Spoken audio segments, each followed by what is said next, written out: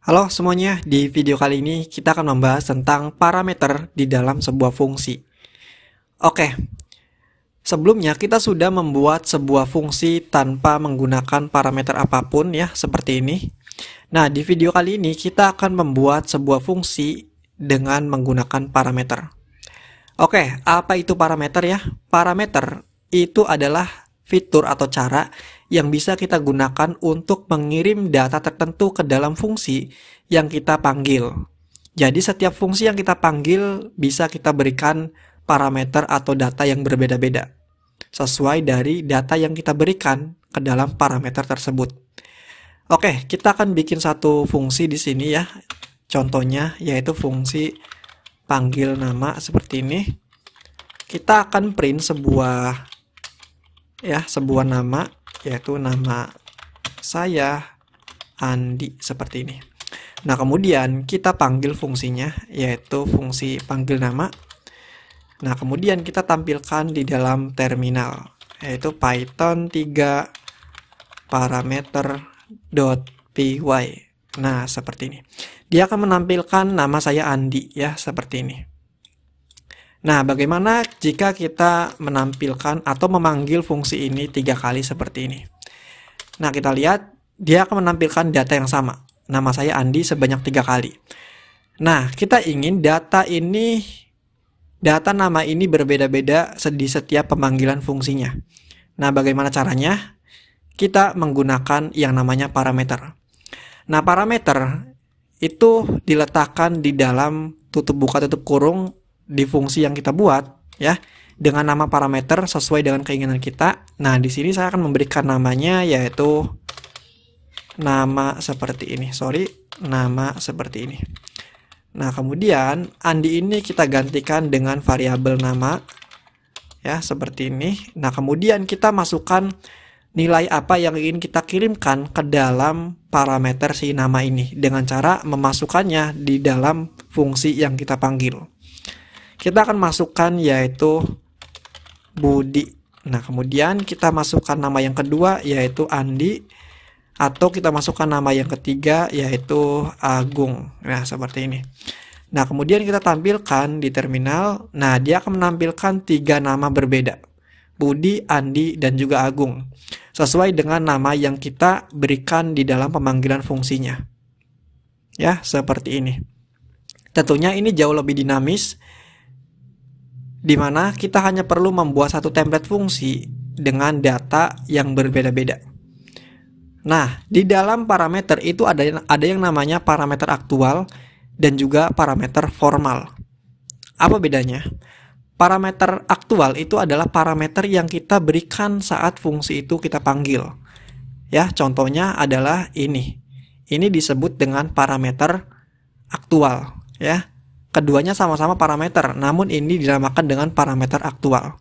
Kemudian parameter yang kita definisikan di dalam fungsi yang kita buat itu dinamakan dengan parameter formal, ya, yaitu ini.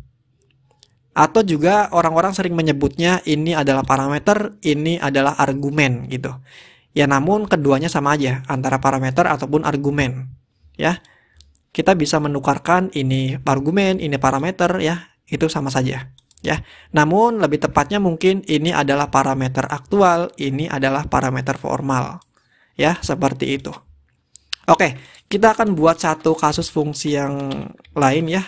Di sini kita akan membuat fungsi untuk melakukan perhitungan ya. Kita buat namanya yaitu hitung. Seperti ini, kita akan menghitung nilai A dengan nilai B.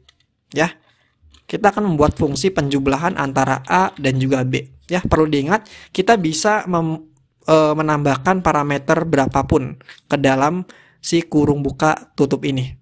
Ya, di sini kita membuat satu parameter, tapi di sini kita menambahkan banyak parameter. Tentunya dengan nama sesuai dengan yang kita berikan. Ya, di sini saya akan memberikan namanya A ataupun B. Ya, seperti ini.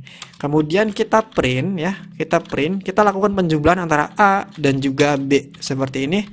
Nah, kemudian kita panggil si fungsi hitungnya dengan mengirimkan parameternya sesuai urutannya ya. di mana A kita isikan dengan nilai 10 dan B kita isikan dengan nilai 5. Seperti ini. Kita tampilkan di terminal. Nah, dia akan menampilkan 15.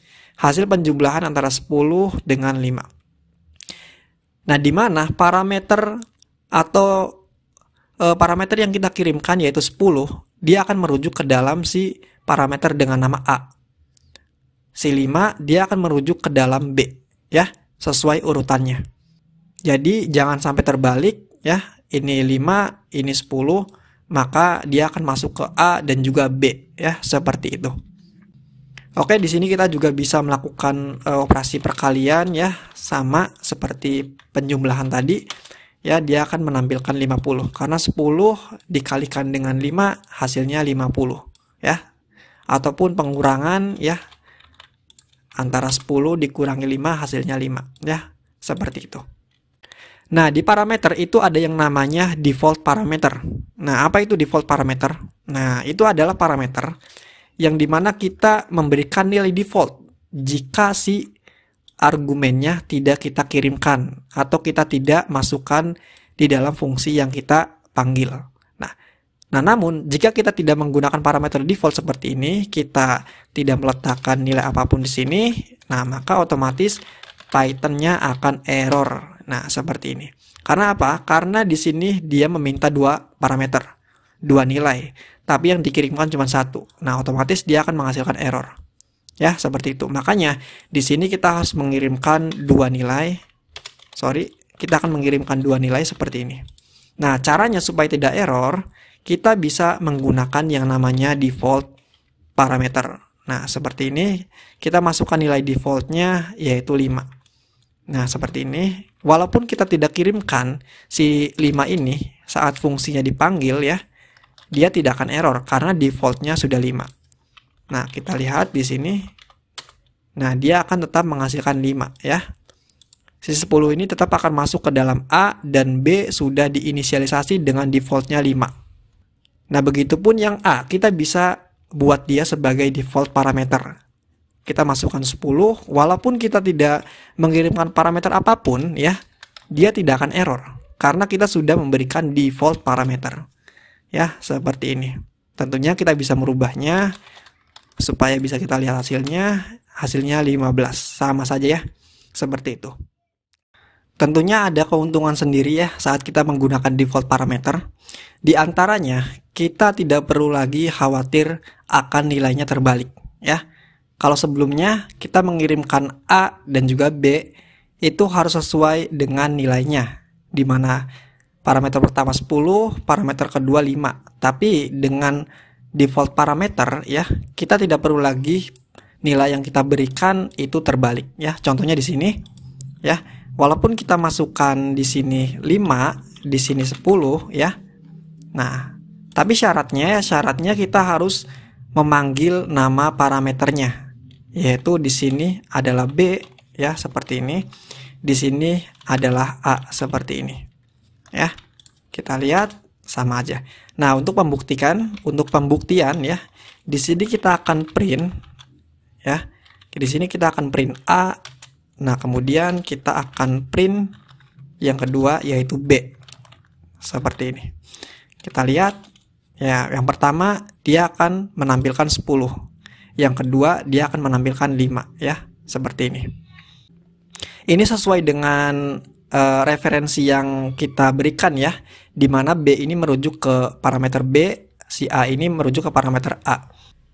Ya. Nah, sebagai pembuktian lagi kita akan merubah nilainya menjadi 20 di sini. Di sini akan menjadi yaitu nilainya 15, ya, seperti ini.